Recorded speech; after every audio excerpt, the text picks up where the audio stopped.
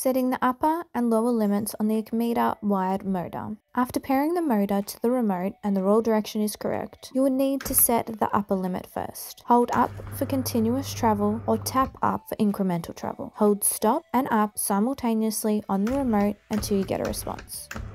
The upper limit are now set. Hold down for continuous travel or tap down for incremental travel.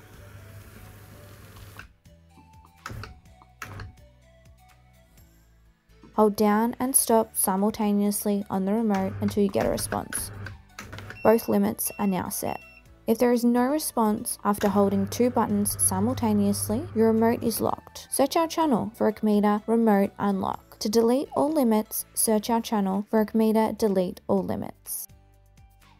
If we've helped you, please help us by hitting that free subscribe button to find us easier next time.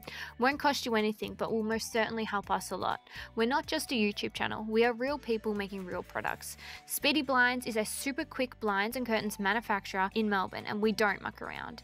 If you're after a Speedy supplier or have any questions, please get in contact with us and we can do our best to help you.